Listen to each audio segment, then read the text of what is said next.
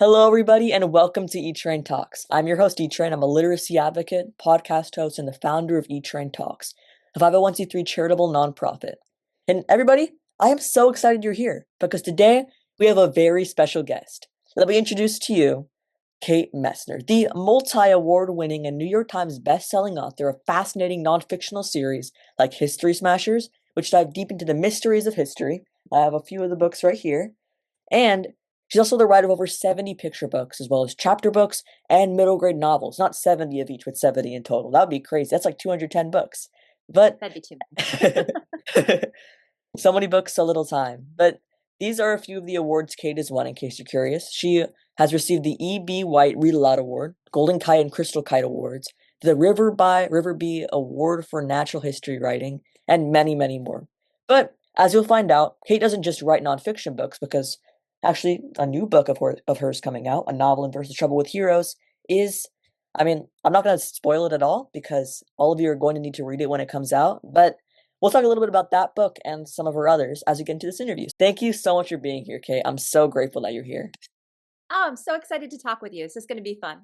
It is going to be fun. I'm excited. So, before we get started, everybody, just want to let you all know that today we'll talk about Kate's creative process, the inspirations behind her stories, and the important messages she weaves into her books. So, grab some popcorn, take a seat, get ready, because it's time for the interview. And first of all, as many know by now, nonfiction is my first reading love. I always enjoy getting the chance to talk with middle grade nonfiction writers as well as picture book nonfiction writers, and you're a combination of both. So, firstly, I want to talk about your History Smashers series, which I have the newest book right here. It's History Yeah. Smashers, Earth Day and the Environment. So I was pretty ecstatic when I heard that you had another story in the series coming out. And as someone who's an avid hiker, the idea of conservation and talking about the environment is super important to me. So you kind of checked off all the boxes. But anyway, your book touches upon the impact humanity has, or has had, on its environment, whether thousands of years ago or in the present day. So before I get into my question, will you just share why you decided to focus your newest History Smashers book on the Earth and Earth Day as a whole, and what type of research went into writing your book? Yeah, absolutely.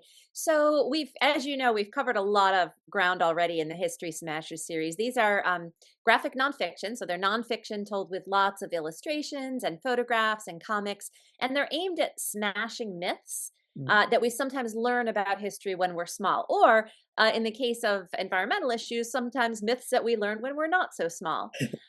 So pretty much the criteria for me for choosing something as a History Smashers topic, and we've done, gosh, this is the 10th book in this series, is it has to be fascinating to me.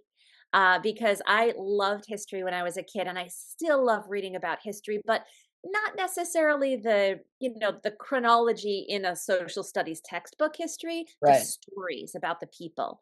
And I love when I learn something that I thought was true that it turns out might not be true at all. So that's what we really focus on. So I look for topics where there is some mythology and where there is misinformation, and also topics where people just maybe don't understand the big picture. And I think that's very much the case when it comes to the environment. The book is called Earth Day and the Environment. And I think sometimes we get this idea that Earth Day just popped out of nowhere, in 1970, and people are like, we ought to have a day for the Earth. But it wasn't like that. There was a whole bunch of events leading up to it, and momentum to do something to help the environment was really growing for a long time.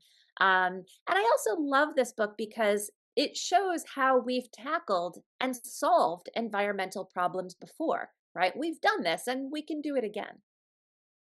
Absolutely. And the first step to tackling these problems is actually understanding what we're actually trying to accomplish in solving them. And I mean, firstly, for some kids watching potentially, can you share different ways society affects the environmental and or the environment negatively and suggest some ways that kids and adults alike can help counteract these harmful actions?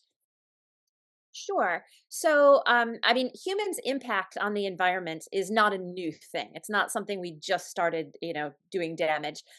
We've been affecting the environment, our environment, as long as people have been on the planet. It really increased. I mean, the very earliest people were hunters and gatherers, and while they had an impact on the land, it wasn't as much as it was once people learned to control fire. That's when we really started to change the land in bigger ways. And then, of course, the Industrial Revolution, when we shifted from making things by hand to having things mass produced in factories, which create pollution and burn coal and put carbon into the air. That was really a big shift as far as the impact that we have on the environment, that the impacts that we're seeing today, especially with climate change and global warming. As far as what kids can do, I'm going to be honest with you and say there are things that all of us can do all the time that are just great things to do, right? Like, and they're the things you've heard over and over, right? Avoid plastics when you can, reduce, plastics, reuse what you can, recycle things when you can. Don't waste energy, all those things. But sometimes I think I think we put a lot on kids. I'm going to be honest with you. And this isn't a problem that should be yours to solve, right?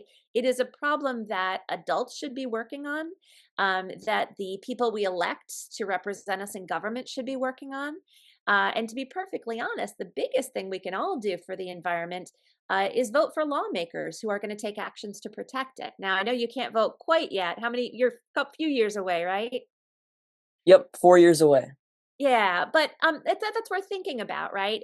Rather than saying, "Oh my gosh, I got to turn this water off while I brush my teeth." Well, sure, do that, but leaving the water on for an extra 30 seconds while you brush your teeth isn't going to make or break the environment. It's not going to make or break climate change. What we really need are governments and big companies getting on board to solve this problem, but people can have an impact on those entities too.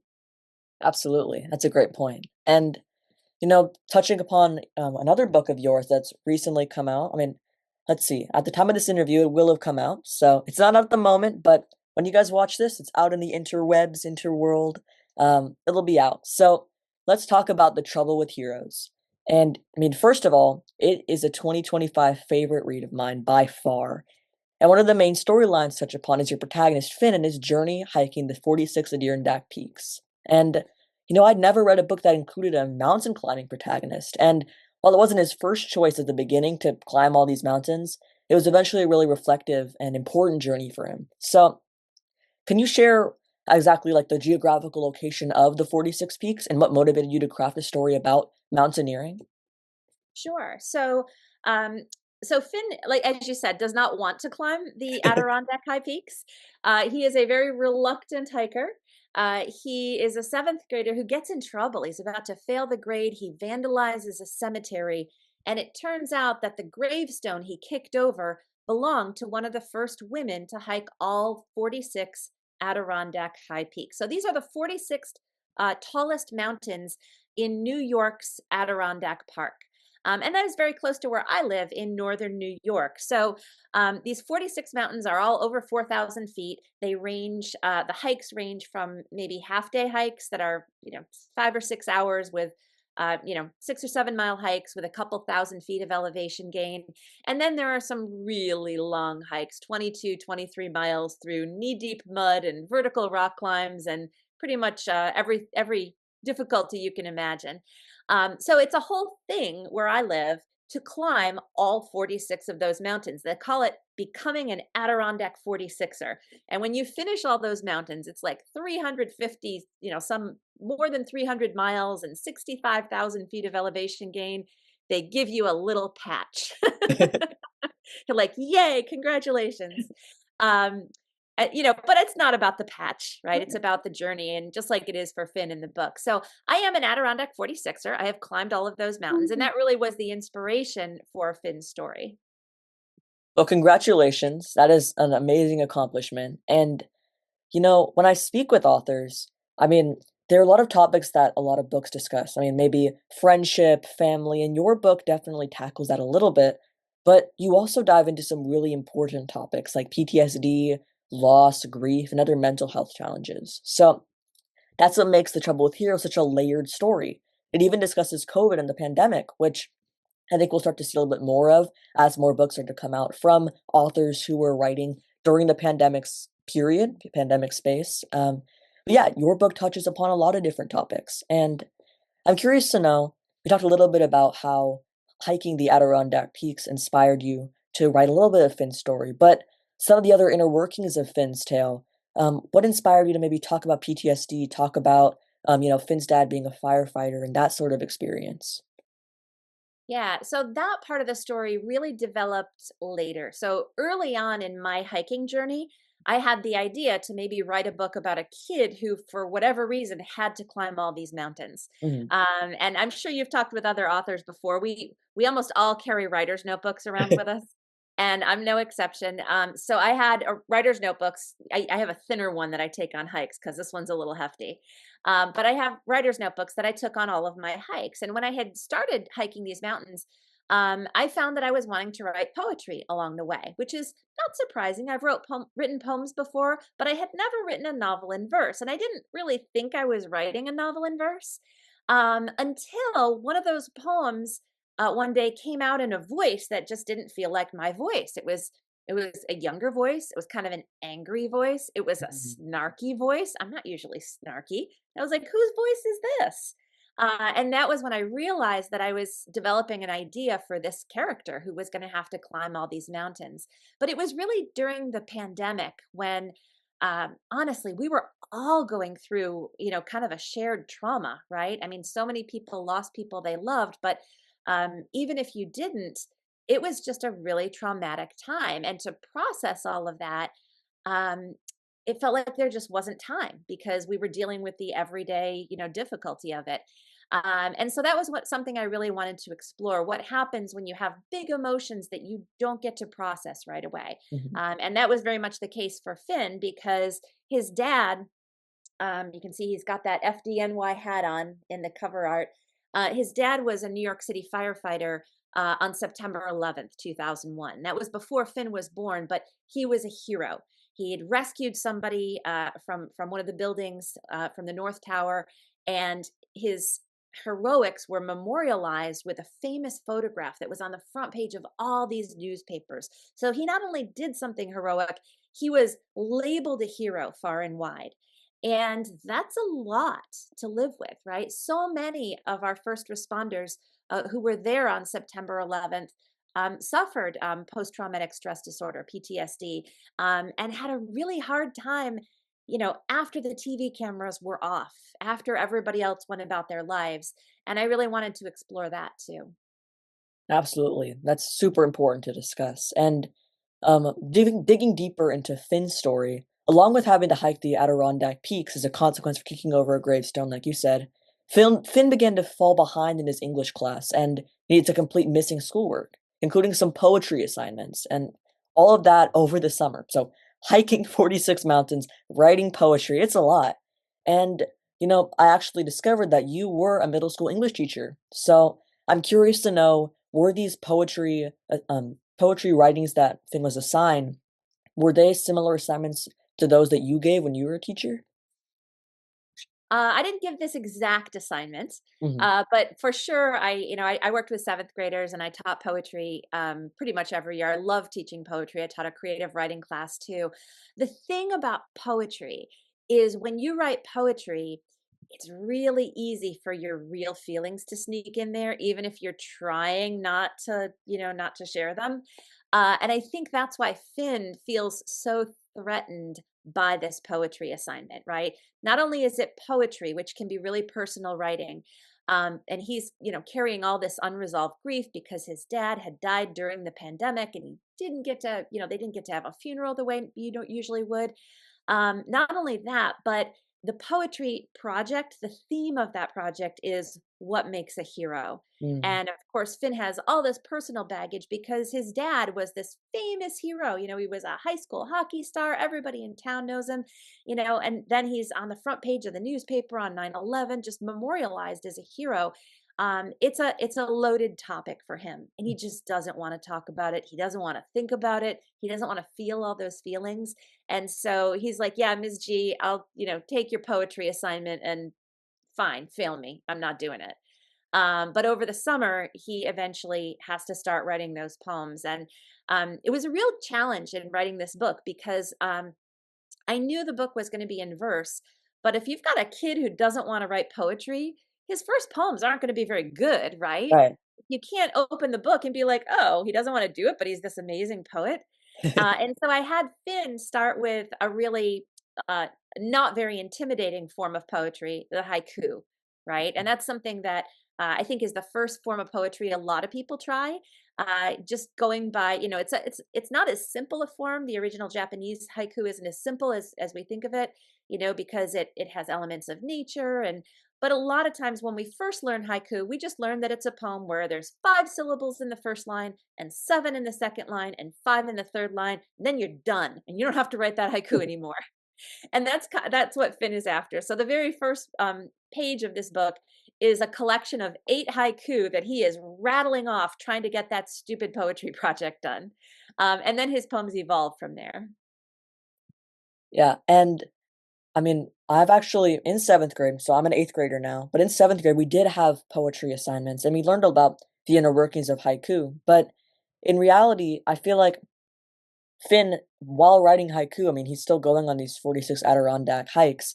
He is, in a sense, kind of touching upon the real elements of haiku that the Japanese did include in their writing. So, in a sense, he is kind of living up to that without even having the knowledge. So, Yeah, eventually, yeah, eventually. eventually, right. Yeah, yeah. And moving towards some of your other books, I was surprised to discover that you actually interviewed Dr. Anthony Fauci, who you also wrote a picture book biography about. So, your talk with Dr. Fauci took place at the height of the COVID-19 pandemic. We didn't know a lot about the virus. I mean, vaccines were just being introduced. How did the interview with Dr. Fauci come about? And will you tell us something about your talk that stands out to you or really, I guess, made an impact with people watching or within you Yeah, yourself? sure. So it was the summer of 2020, when, everybody had been sent home from school and my daughter was home from college and I was working on some other projects that I had under contract, including a picture book called The Next Scientist, all about what people who grew up to be scientists did when they were kids, what they were like when they were kids. And so I had this huge list of scientists and doctors and researchers that I had wanted to interview. And I was reading people's stories, like what they were like when they were kids. And I came across an article about Dr. Fauci that explained when he was 9, 10 years old, he used to deliver prescriptions for his parents' pharmacy riding around Brooklyn on his bicycle. And I thought, oh, that's actually a great story. And so I emailed his office and requested an interview, thinking, of course, this guy's too busy to talk to me right now, right? There's a lot going on. The vaccines were being developed at that time. And this was fall of 2020. So after maybe the worst of the early days of the pandemic, but still very much in the thick of it.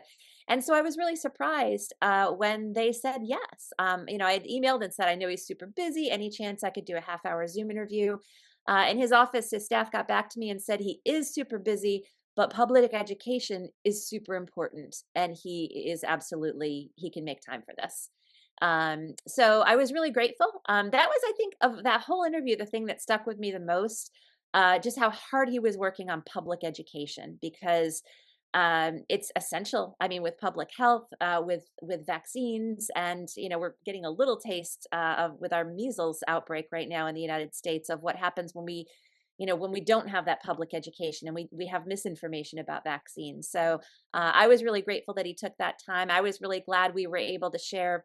Not only the book is really about solving problems, it's about the scientific method, right? And about what you do when there's a problem and you don't know the cause, like the COVID-19 virus was a mystery at first. And so it's a book about problem solving. It's a book about the scientific method, but it also is a book that allowed us to explain exactly what a vaccine is and how they work, right? It's easy to be scared by something if you don't understand it. So I was really glad we were able to do that too.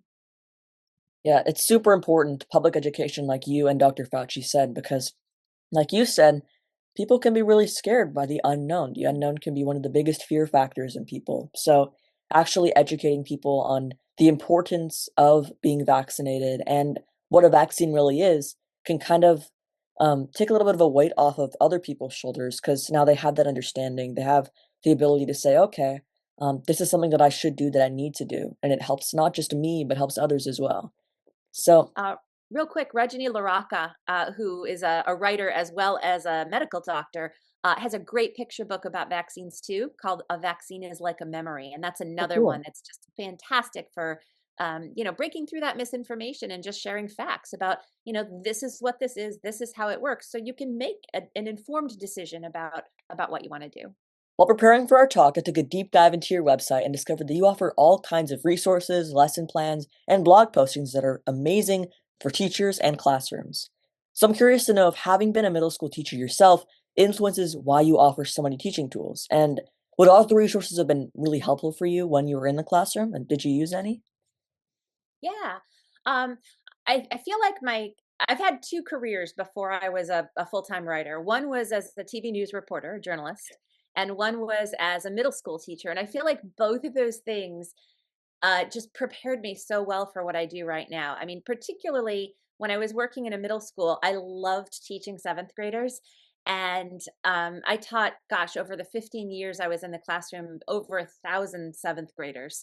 So, if you're writing books about 12-year-olds, it really helps to have 1,000 12-year-old voices living in your brain. I remember all those kids, even, the ones that are grown up now. One of my students is a UPS driver who comes to my house now. One of them was my daughter's third grade teacher. But I remember their 12-year-old voices. And that's really helpful in terms of writing. When I was teaching, I appreciated the resources that authors shared so much. I can't even tell you. We were able to do, we didn't use Zoom so much then. We used Skype back in the early days of author visits. But we would do virtual author visits. We would have, authors respond to kids' emails sometimes. I used to do literature circles, and sometimes a group would get together and have a question. And so they'd write to the author. And if they heard back, that was always so exciting. So I always, made use of whatever resources I could find from authors, and really wanted to make that a priority when I started publishing my own books. You talked a little bit how you were a TV reporter and journalist, and that's actually one of my dreams to become a journalist, specifically for sports, but it's still in the same realm. And I guess, can you share a bit about your time as a reporter, as a journalist, and what the experience is like? Sure. So that was what I went to college for. I went to Syracuse University's Newhouse School, which is a public communications school, and started working in television actually while I was in school. I had an Oh, internship wow. at a local TV station. And it's kind of a funny story, but I was 19 years old. And while I was interning at that TV station, they had a whole reorganization where a bunch of people left, and they were downsizing, and they realized that there weren't enough people to produce the news that weekend. And literally, they were looking around, and I heard somebody say, "Well, that intern's doing a pretty good job." And the news director said, "Yeah, send her in." And so I went into the news director's office, and he said, "How would you like to produce the news this weekend?" And I said, "Great." And he said, "Fantastic. Okay, thanks." And so I left, and then I went back in the newsroom, and I was like, "Oh no, I don't know how to produce the weekend news." Right? The producer is the person who organizes the newscast and decides what order the stories go in. I was like, "I don't know how to do that." Right? Like, I've been doing some good writing as an intern, but and so I went back and I knocked on the door and I was like, "Hey, should I come in between now and then and learn how to do that?" He said, "Excellent idea." So I went back out and I was like, "I'm really sorry, but they say that I'm gonna produce the news this weekend. Could somebody help me learn how to do that?" And it was wild. It was, baptism by fire, as they say, but I learned so much so fast. So I worked as a TV news producer and reporter in the Syracuse, New York, and then in the Burlington, Vermont television markets for about 7 years before I went back to school to get my teaching degree. That's awesome. Yeah, and I mean, Yeah, it's it was kind a of like lot of a fun. I got to do a lot of really cool things. I got to interview a lot of presidential candidates in Vermont in the cool. 1992 election season, and yeah, I got to do some really interesting things. That's amazing. And speaking of, that's kind of a perfect segue because we're talking about politics, not politics like that sort of thing, because that's not a topic. But anyway, I have this book here, History Smashers Women's Right to Vote. And you smashed all the myths about like women's suffrage movement, the women's suffrage movement. So specifically, one interesting topic that you discussed was the racism demonstrated by many of the women's suffrage movement's most notable heroes, like Susan B. Anthony or Elizabeth Cady Stanton. So they still did incredible work on the white women voting front, but they didn't want to allow black women to vote. So can you share the research that went into discovering this information, along with what it took to learn about the unsung heroes you highlighted in this story? Sure. So I grew up in Western New York State Right. and in Susan B. Anthony and Elizabeth Cady Stanton country, right? Susan B. Anthony spent a lot of time in Rochester, New York. I grew up maybe an hour from there. And I always had learned about these two women growing up and learned that they were the heroes of the women's suffrage movement. All through middle school and high school, I never learned about the racism that was part of that movement. Mm. I didn't learn about that until I was in college and an adult. And I was kind of mad that nobody had told me that, right? And I think sometimes in the United States, we have a habit of wanting to be our heroes to be just heroes. And we're not willing to see them as whole people who might do some good work in the world and also do some real harm in the world, right? People are complicated. And I really believe in telling kids the truth about history and sharing honest history stories. So that was really important to me. You don't have to look too far. It's not like it's some big secret to uncover. It's in their own writing. Susan B. Anthony actually went on a speaking tour with a white supremacist from the North, arguing that Black men should not get the right to vote. At the same time, she was arguing that white women should have the right to vote. And, that's just wild to think about, right? Can you imagine like Yeah. arguing this group of people should have this right, but this group of people shouldn't?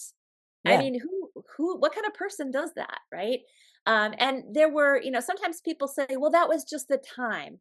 Everybody was like that. That's not actually true. There were other women in the suffrage movement calling her out, saying, Susan, what are you thinking? What are you doing? This is so wrong.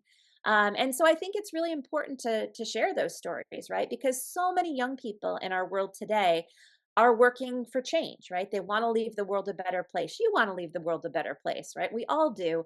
But we want to make sure we do that in a way that's not harming other people. And I think learning about the mistakes that were made in the past can really help us do that more thoughtfully.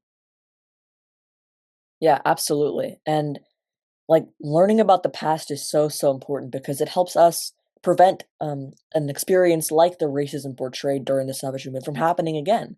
Learning about that, being educated, it's super duper important. So, another book of yours that I discovered is Once Upon a Book that you actually wrote with Grace Lynn, who's another author I interviewed. So, I love the title, first of all, it's amazing. And secondly, can you share with everybody watching what the story is about and how you and Grace ended up collaborating together? Yeah. So, Once Upon a Book is about a girl who is having kind of a boring, slushy winter day. She's staying inside, she's tired of winter, and she opens a book and finds herself kind of drawn into the story. And so she literally enters the world of the book, and she's in this rainforest with these birds. And then she goes from sort of different setting to different setting, one after the other, until she finds her way home again. And this book has a really interesting genesis and origin story because normally when I write a picture book, I have an idea for a story and I write down the story and I, send it to a publisher. And if they like it, they go and find an illustrator and then the illustrator brings their vision to the story. But for me, because I'm a writer and not an artist, the story, the words come first. And that wasn't what happened with this book. This was a book that started with a piece of art. So Grace Lynn, who's just an amazing writer and artist, she writes and illustrates, had created this poster for Children's Book Week some years ago. And she loved it. And it was a picture of a girl reading a book and walking by a wall like that looked like wallpaper with birds on it in this tropical forest. And it looked like the birds were reading over her shoulder. And Grace posted in an online group that a lot of writers are part of. And she said, hey, is there any chance anybody might want to collaborate on a picture book? I made this piece of art. I really, really love it, but I don't have an idea for a story right now. I'm working on my novel and my brain is kind of fried. And I'd love to make a whole book out of this, but I don't know. I don't have ideas. Does anybody have a thought? And I was in the middle of working on something else, probably a History Smashers book. And I thought, ooh, this looks like a fun thing to try, to write a story inspired by this piece of art. So I scribbled down a beginning and posted it in the group. And Grace came back and said, ooh, and then what happens? And I said, I don't know. So over the next few weeks, I kind of fleshed it out into a whole story. I sent it to Grace. She goes, "Oh, this is great. I have some more ideas. Can we put it in a Google Doc and collaborate?" And so we went back and forth, adding things and revising until eventually we ended up with that book, Once Upon a Book. It was a super, super fun process. I love it. I love it so much. I've checked out the book myself. Everybody watching should as well. And now, moving towards the future. Ooh. You have several new books coming out late summer and early fall. So can you share a glimpse into what readers can look forward to? I do. So let's see. So The Trouble with Heroes is out now by the time people watch this. Um, Yay! After that, I have a picture book coming with Yosemite Conservancy in the summer. And that I is was just at called, Yosemite. huh? I was just at Yosemite like last Oh, week. yeah, you're not too far from there, right? Right. Awesome. I love Yosemite. Me too. So this is a picture book about rock climbing, and it actually came about because I was on a trip to Yosemite with my son, who's a rock climber, and he was, encouraging my husband and me to try some of the easier, climbs, which were still pretty vertical and pretty Right. scary for me. And I said, whose idea was this? Like, who looked up at these cliffs and thought they were a good idea to climb? Is there somebody who started this? And he said, actually, there were two guys and they couldn't stand each other. I said, "Oh, tell me more." And so that's what this book is about. It's called First Ascent: The Epic Yosemite Rock Climbing Rivalry of Royal Robbins and Warren Harding. Not the President Warren Harding, rock climber Warren Harding.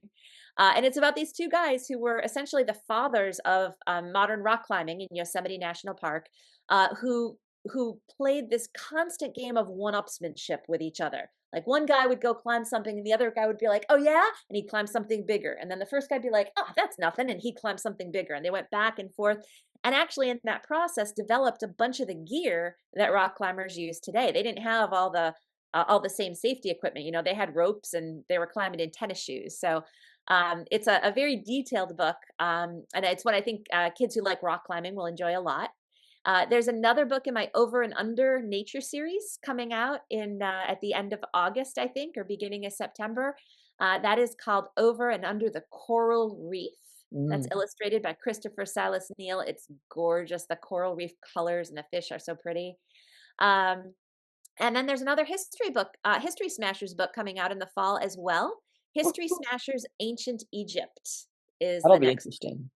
Yeah, I'm super excited about that. I was in Egypt a couple of years ago doing an international school visit with Cairo American College and got to do some research for this book while I was there. So I got to, see all the Egyptian mummies in the museum and go inside one of the pyramids and just amazing. I cannot wait to read all of your upcoming stories, and I'm sure everybody watching agrees. So, now it's time for not necessarily the final question of the interview because we have some rapid fire coming up, but in a sense, it's a question that I ask everybody that I interview. If you could be or meet any literary character, could be your favorite author or your favorite book character rather, who would it be and why? Wait, that was a hard question. And you sent it to me in advance, and I thought and I thought and I thought, and I came up with so many possibilities, but I'm going to have to go with Ramona Quimby. That's a great Because one. Ramona, who's the star of Beverly Cleary's series, was my favorite character the whole time I was growing up. I loved the Ramona books. So if I could meet Ramona and hang out with her and have cupcakes and maybe make a crown out of those burrs that you pick out of the grass and put it in our hair together, I would totally do that. That would be amazing. That's a perfect answer. So now it's time for rapid fire. These questions are just maybe short answers. Maybe you can maybe explain some of your answers, but it's in a sense, it's one word. All right.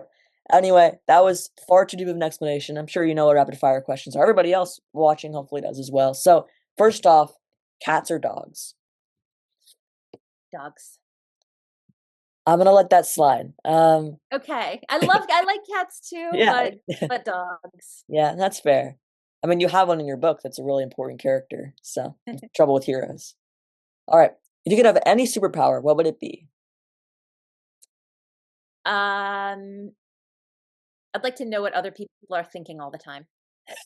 That's a great one. Sort of like mind reading, or I would like their thoughts to appear over their head in a bubble that only I can see, and they don't know I can see it. I like that. All right. If you weren't a writer, what would you be? And I mean, maybe like Oh, that's don't select the teacher either. Like, I mean, an oh, I can't entirely do new anything? job. Oh, okay. So not a teacher, probably not gonna let me be a librarian either, because I would be up for that.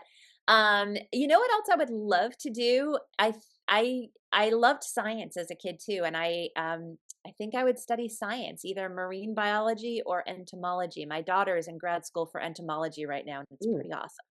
that is awesome. Physical books or audiobooks? Paper books. That's a great one. That's my personal answer, but audiobooks are great as well. They're a cool resource. All right, your favorite animal? Frogs and monkeys. Just like how I slipped 2 in there? Yeah, I like that. And I mean, they're kind of completely different in a sense, but I mean, that's still a really cool answer. I like They frogs. are, yeah. I like a lot of animals, so that's a Yeah. hard question for somebody who writes about nature all the time. Your favorite childhood book? Ramona the Pest, That's a Beverly good one. Cleary again. All right, favorite holiday? Um, I honestly, I think 4th of July. Ooh, that's a good one. I'm a big summer person. Yeah, it gets pretty warm here in California though, but I like the idea of summer and summer vacation, so you take Yes. that. What's your favorite period in history to write about? Ooh, that's a tough one. That's almost like saying what's your favorite topic to write about, and I gotta tell you, what I love most about my job is that I don't have to choose one, and I get to write about so many different periods of history, and that keeps it really interesting. But Right. today, I will answer this question for you today. Today I will tell you it's ancient Egypt because I just finished final reviews of that History Smashers Ancient Egypt book. But if you ask next week, it'll be different. All right, if books could talk, which one would you want to have a conversation with? Ooh. Um,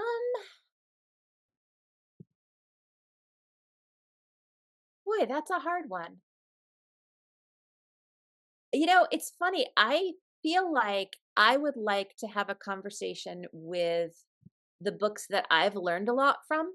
Mm, Which is actually what I do in a lot of ways. You know, when we study a mentor text, and to learn like how did the author do that, but I would love it if I could get books to tell me, you know, why was I so in so much suspense at this point.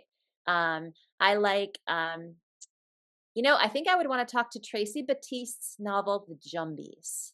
ooh, that's a great book. That is one of the scariest books I have ever read. That book, I love scary stories, but that book and Anne Ursu's book, Not Quite a Ghost. Mm, Both of those are I would say, "Well, how'd you get to be so scary?" yeah. One of my favorite spooky books is I think I'm not sure if it's out yet, but it's Watching by Lindsay Curry. It freaked me out. Oh, I feel like I just got that. I think I just bought that. I haven't read it yet, though. Yeah, you're gonna love it. I mean, if you like Is scary it the one stories. with the cemetery? Yeah, it is. Yeah, yeah, okay. I just started it. I haven't I'm like a chapter in, and then I had to go on book tour, so I haven't finished it All right. What is the total number of books currently on your TBR, your to be read list? yet. Oh, it's horrifying. It's like 60. It's a Wow, lot. that is a lot. Yeah, my library hold list is kind of obscene. And now, finally, I mean, you have so many books on your to be read list, but what is your current read? My current read, I am just about 3/4 of the way through A World Worth Saving by Kyle Lukoff, and it's fantastic. I'm like sort of saving it because I don't want to be done with it. Right. Gotta savor it. All right. Yeah. I mean, fantastic answers to all of my questions, whether it be rapid fire or general questions. I mean, it's been such a fun interview. Thank you so much for sharing your story with us, Kate. Oh my gosh, thank you. It's been a blast. It's been a blast for me as well. And, I hope you keep advocating, keep writing history and science themed books because kids need to have someone like you creating excitement for learning. And I mean, your books doesn't really feel like, I mean, you are learning, but it just feels like you're reading a fun story, a story that you could just, like, kids really can get into. And at the same time, maybe a day later, they'll be like, oh, did you know that ancient Egypt, the woolly mammoths were alive at the same time as ancient Egypt, like when the pyramids were around? And then they'd be like, whoa, I learned that from Kate Messner's book. I didn't even realize I learned that. So, everybody, if you want that sort of moment with you or your kids, check out Kate Messner's books. They are fantastic. I'm serious when I say this. They will get your kids excited about learning, whether you're a teacher or a parent. It's all the time we have for today. So check out Kate Messner's books. Until next time, everybody, stay safe, keep on reading, keep on learning, and I'll see you all in the next one. Bye-bye. Thanks again.